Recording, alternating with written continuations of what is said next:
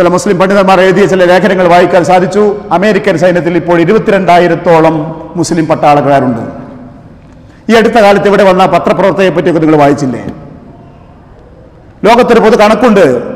ഈ കണ്ട ചാനലുകളും പണവും മുഴുവൻ മുടക്കിയിട്ട് ക്രിസ്തു മതത്തിലേക്കുള്ള മതപരിവർത്തനം കഴിഞ്ഞ വർഷത്തിൽ 5 വർഷത്തിനിടയിൽ 2% മാത്രമാവുമ്പോൾ ഇസ്ലാമിലേക്കുള്ള മതപരിവർത്തനം 3%. അത്രയൊന്നും അധ്വാനിക്കാതെ. ഇത് ഞാൻ പറയാൻ കാരണം, ഈ വെല്ലുവിളികളും ഈ വിഷമങ്ങളും നടന്നുകൊണ്ടിരിക്കുമ്പോഴും അത് മുഴുവൻ ഒരു നാശത്തിന്റെ മാർഗമായി തീർന്നിട്ടില്ല. അവിടെയൊക്കെയും ചില കൈത്തിരികൾ പടച്ചവൻ ബാക്കി വെക്കുന്നുണ്ട് എന്ന് പറയാനാണ്. ഇനി നമുക്ക് നോക്കാനുള്ള ഒരു കാര്യം മാത്രമേ ഉള്ളൂ. മുസ്ലിങ്ങൾ കഴിഞ്ഞ കാല വെല്ലുവിളികൾ നേരിട്ടപ്പോഴേ പരാജയം സംഭവിച്ച രംഗങ്ങളുണ്ട്, പിടിച്ചു നിന്ന സന്ദർഭങ്ങളുണ്ട്. എന്തേ മുസൽമാന് പരാജയം സംഭവിക്കാൻ കാരണം?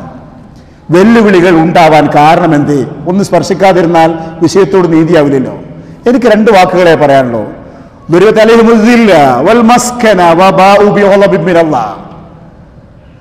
മുൻ തലമുറയെ പറ്റി പഠിച്ചവൻ ഉപയോഗിച്ചൊരു വാചകമാണത്. അപമാനിതരായി, പതിത്വം അടിച്ചേൽപ്പിക്കപ്പെട്ടു, പടച്ചവന്റെ കോപത്തിനിരയായി, പിന്നെ അവരെ ഉയർത്താൻ ആരെക്കൊണ്ടും സാധിക്കാതെയായി. ഇസ്രായേലിയർക്ക് ജൂത വിഭാഗത്തിന് സംഭവിച്ച ഒരു ദുരന്തത്തെ പറ്റി ഖുർആൻ പറഞ്ഞൊരു വാക്കാണിത്. ഉന്നതരായി പടച്ചവൻ കണക്കാക്കിയ ഒരു ജനത അധമരായി പരിവർത്തനപ്പെട്ട ഒരു സംഭവത്തെ പറ്റി പറയുന്ന ഖുർആൻ അതിന് കാരണമായി പറഞ്ഞെന്താ അറിയോ? യുമിനൂന ബിബഅദിൽ കിതാബ് വയക്ഫുറൂന ബിബഅദ്. വേദഗ്രന്ഥത്തിന്റെ ചില ഭാഗങ്ങൾ അംഗീകരിക്കാൻ തയ്യാറായി, ചില ഭാഗങ്ങൾ അവഗണിക്കാൻ തയ്യാറായി. ഒറ്റ വാക്കിൽ എനിക്ക് ഉത്തരം പറയാൻ പറ്റും. എന്തേ മുസ്ലിം സമുദായത്തിന് ഈ ദുരന്തങ്ങൾ അനുഭവിച്ചിട്ട് പിടിച്ചു നിൽക്കാൻ സാധിച്ചു? ചിലപ്പോൾ എന്തേ സാധിക്കാതെ പോയത്?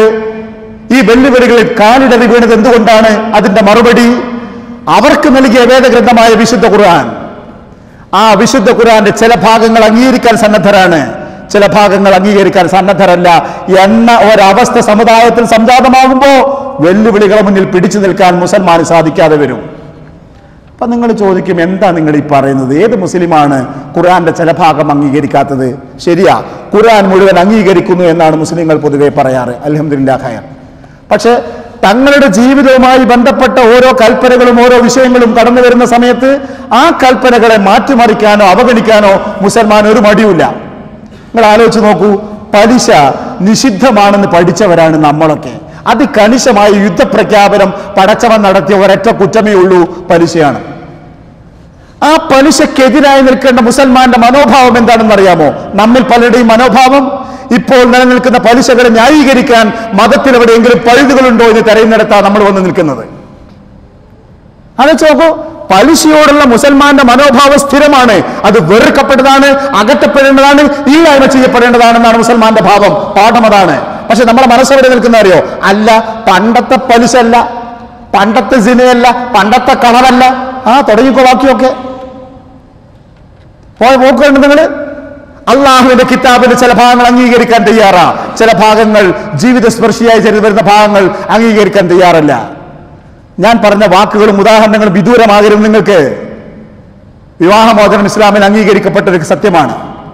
വളരെ വെറുക്കപ്പെട്ടൊരു കാര്യമായിട്ടാണ് പ്രവാചകൻ പഠിപ്പിച്ചത്, കൂടാതെ കഴിയില്ലെങ്കിൽ മാത്രം. പക്ഷേ ഏതെങ്കിലും സമയത്ത് തന്റെ ഭാര്യ ഉപദേശിക്കുകയും അടിക്കേണ്ട സമയത്ത് അടിക്കുകയും കിടപ്പറകളിൽ മാറ്റിക്കിടത്തുകയും ഒക്കെ ചെയ്തതിനു ശേഷവും ഒരു സ്ത്രീയിൽ മാറ്റം വരാതെ വരുന്നൊരു സമയത്ത് മധ്യസ്ഥന്മാരിറങ്ങി സംസാരിച്ചിട്ടും പരിഹാരമാവാത്തൊരു സമയത്ത് അവൾക്കൊരു പാഠമാവാൻ നിങ്ങൾ അവളെ തലാഖ് ചൊല്ലിക്കൊള്ളൂ. പക്ഷേ നിങ്ങൾ എവിടെയാണോ താമസിക്കുന്നത് ആ ഭാര്യ, വിവാഹമോചനം ചെയ്യപ്പെട്ട പെണ്ണ് നിങ്ങളോടൊപ്പം പാർക്കണം, താമസിക്കണം എന്ന് പടച്ചവന്റെ കൽപ്പനയാണ്. ഒരു മുസൽമാനെ കാണിച്ചു തരാമോ ഈ മര്യാദ പാലിക്കുന്ന? പറ. എന്തേടോ തലാഖ് ചൊല്ലിയ പെണ്ണിനെ എന്റെ കൂടെ തന്നെ താമസിപ്പിക്കുന്നത് ഇന്നകാലത്ത് പടച്ചവന്റെ കൽപ്പനയാണത് എന്ന് പറയാൻ തന്റെ ഇടമുള്ള ആർജവമുള്ള ഒരുത്തനെ കാണോ? അത് ചെയ്തിട്ടത് കാണിക്കണം എന്നല്ല പറഞ്ഞതിന്റെ അർത്ഥം. അതിന്റെ സമയത്ത് അത് കാണിക്കോ? ആചാരങ്ങൾക്കാ വലിപ്പം, സമ്പ്രദായങ്ങൾക്കാ വലിപ്പം, കൂട്ടുകുടുംബത്തിന് അഭിപ്രായങ്ങൾക്കാ വലിപ്പം. പടച്ചവന്റെ കിതാബിനെ പൂട്ടിവെക്കാൻ ഒരു മടിയില്ല. ഈ ഒരു അവസ്ഥയിലേക്ക് ഒരു സമുദായം എത്തിപ്പെടുമ്പോൾ പിന്നെ ആ സമുദായത്തിന് പിടിച്ചു നിൽക്കാൻ പറ്റില്ല. അള്ളാന്റെ കിതാബ് പഠിച്ചാൽ സൂറത്തുൽ മാഇദയുടെ ആദ്യ ഭാഗത്ത് ഇതിന് സമാനമായ കുറച്ച് വാചകങ്ങൾ പടച്ചവൻ പറയുന്നുണ്ട്, ആയത്തുകൾ.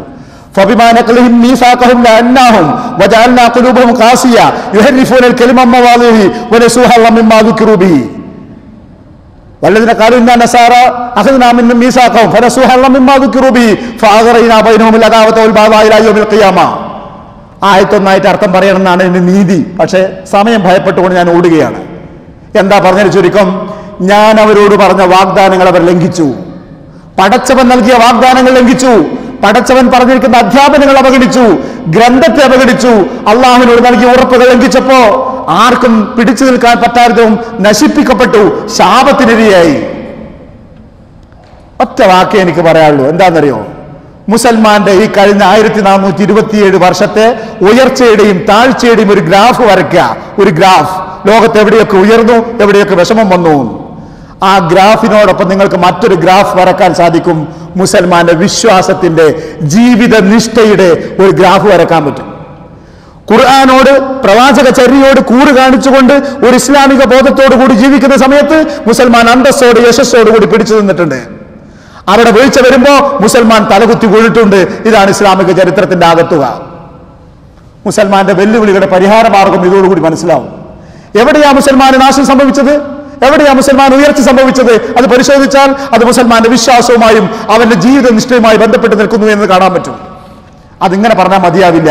രസകരമായൊരു പഠനമായിട്ട് പറയാൻ പറ്റുന്നത്. ശരിക്കും ഓരോ ഭാഗവും എടുത്തിട്ട് മൊറോക്കോ എടുക്കാം, സിസിലി എടുക്കാം, സ്പെയിൻ എടുക്കാം, അറേബ്യ എടുക്കാം, പിന്നെ ഇസ്തംബൂൾ എടുക്കാം, ഇന്ത്യ എടുക്കാം. ഏത് ഭാഗം എടുത്തു നോക്കൂ, മുസൽമാന്റെ വിശ്വാസവും മുസൽമാന്റെ ആചാര ജീവിതാനുഷ്ഠാനങ്ങളും ബന്ധപ്പെട്ട് നിന്നുകൊണ്ട് അതിങ്ങനെ മുന്നോട്ടും താഴോട്ടും വരുന്നതായി കാണാൻ പറ്റും.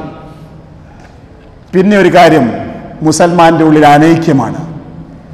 നബി സല്ലല്ലാഹു അലൈഹി വസല്ലം പറഞ്ഞ ഹദീസ് ഓർമ്മിക്കുക. സഅൽതു റബ്ബി സലാസ, ഞാൻ പടച്ചവനോട് 3 കാര്യങ്ങൾ ആവശ്യപ്പെട്ടു. 2 കാര്യങ്ങൾ പടച്ചവൻ നൽകി, 1 പടച്ചവൻ നൽകിയില്ല.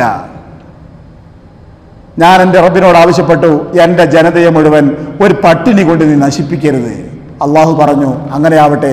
വ്യാപകമായ ഒരു വരൾച്ച കൊണ്ട് ഈ ഉമ്മത്ത് നശിക്കൂല. മുസ്ലിം ഉമ്മത്തൊന്നായിട്ട് മരിച്ചുപോയി, പട്ടിണി കിടന്നിട്ട് അങ്ങനെ സംഭവിക്കൂല. ഞാൻ എൻ്റെ റബ്ബിനോട് ആവശ്യപ്പെട്ടു, എൻ്റെ ജനതയെ നീ നൂഹ് നബി അലൈഹി ഇസ്ലാമിന്റെ ജനതയെ കൊന്ന പോലെ മുക്കിക്കൊല്ലരുത് തൂഫാൻ കൊണ്ട്.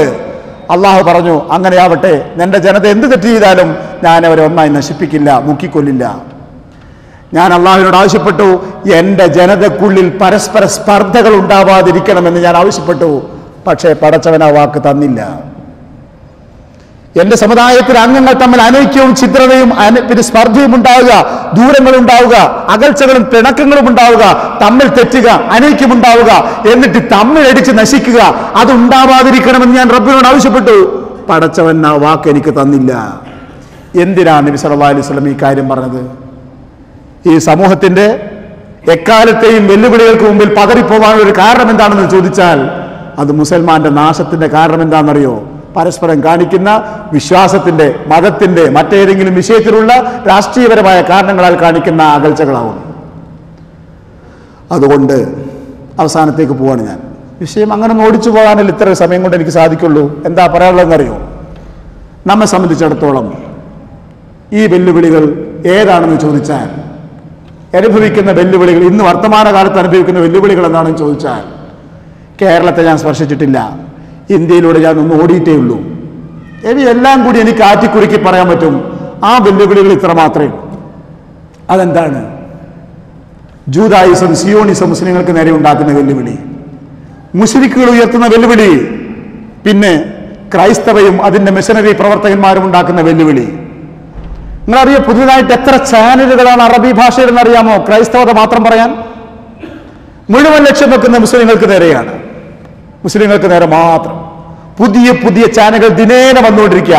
ആ മിഷനറി പ്രവർത്തനം അറബി ഭാഷയിൽ മാത്രമായി തന്നെ, മറ്റുള്ളത് ഇഷ്ടം പോലെയുണ്ട്. ഇത് ബാഹ്യമായവയാണ്. അത് ഖുർആൻ പറഞ്ഞതാണ്. അതങ്ങനെ ഉണ്ടാവും. ലാ യസാലൂന യുഖാതിലുനകും ഹത്താ യറുദ്ദുകും അൻ ദീനികും ഇൻ ഇസ്തതാഉ.